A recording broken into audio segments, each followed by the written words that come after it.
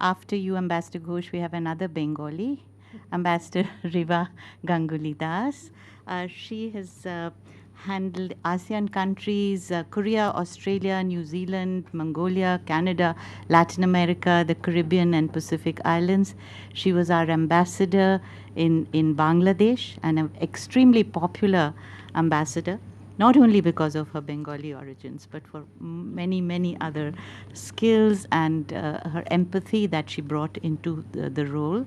And she was also part of the core negotiating team of the government during India's presidency of the COP to the UN framework on climate change in 2002. She's handled complex regulatory issues pertaining to the chemical industry as India's alternate permanent representative to the Organization for the Prohibition of Chemical Weapons, which for all women is a huge issue, especially in the disarmament space. And she's been ambassador to Romania, Albania, Moldova, where she built expertise on how the European Union functions, especially in terms of trade routes. She served as our consul general in Shanghai and New York, and also public diplomacy, joint secretary at public diplomacy, which, as you know, is today the pulsating center of all diplomatic initiatives. Ambassador Das, we'd be very keen to hear. You've been involved with a lot of multilateral negotiations with the BRICS countries, with now what's known as the Indo-Pacific. What impact does it have to our look East policy? How can women from our part of the world, women diplomats, be in dialogue with our European counterparts, and what collaborative initiatives can we bring to the fore, and also the skills in terms of multilaterals or millilaterals or whatever you want to call them. Thank you very, very much. Thank you. Thank you, ma'am. Distinguished panelists, and I have to say what a pleasure it is to be sitting next to you, my teacher, mentor, also with Ambassador Rao, who's always been a mentor. This is a very important subject, and I think I'm going to talk about two issues. One is the participation part, and one is the part about women's participation in decision making itself. The fact that there are few women in diplomacy is really depends, as Ambassador Rao mentioned, on the recruitment policies that every country has. I do a little bit of mentoring of young people, and I'm so glad to see so many young people here. And I find that the diplomatic service is so it needs to be demystified a bit, because people feel that youngsters are ready to join public service, getting out of their comfort zone, but somehow they feel that going up to that place where you are a diplomat is too difficult a task. Trust me, it is not. Because of people like Ambassador Muthamma, Ambassador Nirupama Rao, Chokila Iyer, Veena Sikri, there's so many of them. They have made it so much more easier for people who came much later. I joined the service in '86. By this time, there was complete equality. I, in my career, never faced any situation where I was told that, because you're a woman, you can't do that job. In fact, my women bosses told me, you better do it to prove that, we don't make any special dispensation for women. And I've had the privilege of working under a lot of women bosses. So I think young women need to be encouraged to join diplomatic services, and the whole service needs to be demystified. The work-life balance, as Ambassador Ghosh mentioned, is true. That is a factor, but that goes for all jobs. That goes for all services. When you are getting out there for public service, you have to make that balance, and I think it comes naturally.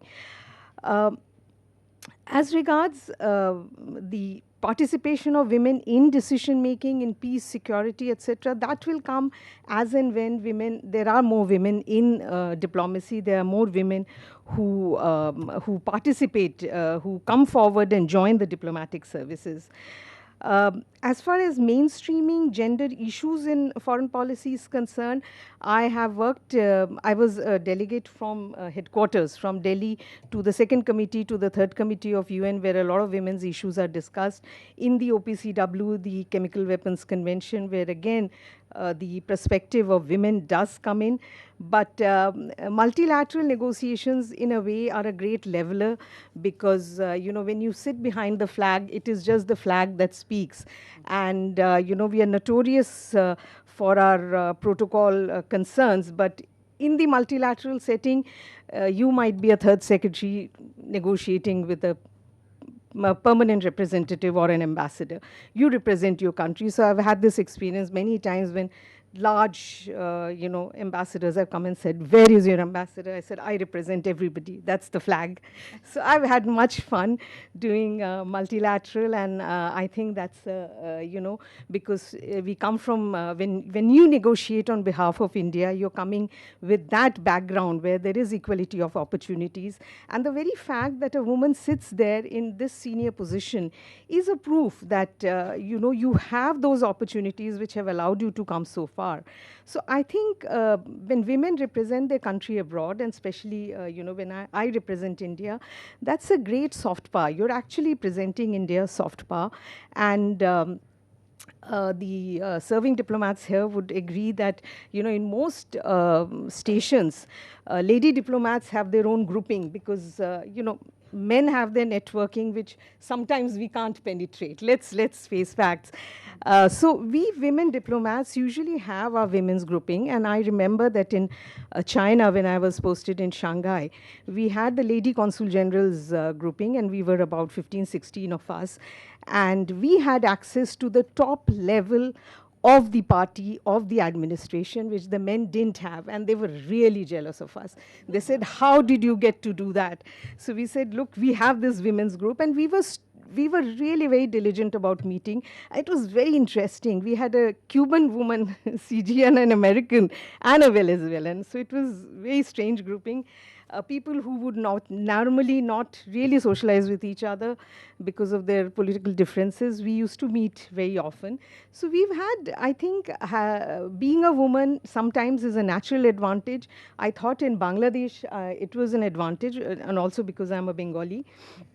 So altogether, because of the hardships with senior colleagues of ours have faced and which they have fought, today the service provides you a lot of opportunities, and I really feel that this kind of discussion would probably help more women to come forward and join the foreign service.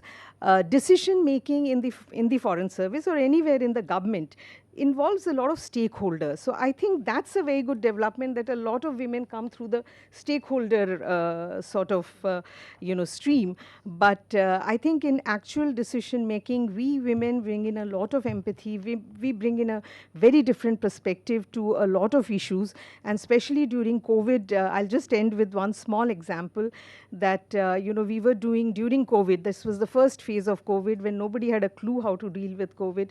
I was High Commissioner in Bangladesh, and India was doing a lot of ITech video conferences on training doctors, training nurses. So there was a group of nurses who were trained, and later they sort of confided. They said, this was very useful. We understood, but we could not ask questions. I said, why? There was plenty of time to ask questions. They said, no, but I don't speak. We don't speak English that well. So we organized a Bengali doctor to do a whole session in Bengali. So these are little things you can do, and I think those nurses felt confident talking to me, because they would have probably hesitated that I can't understand, I can't speak English that well, so I couldn't ask the question. So I think overall we can make a lot of difference, and I wish there were more women in the service. Thank you. Thank you so much, Riva. I think you really brought home to us the fact that women can negotiate these informal spaces too, and that diplomats need to be in touch with civil society groups as well, especially in the SAARC region, which is politically the least integrated when you look at other multilateral areas. And there are so many cartographic anxieties.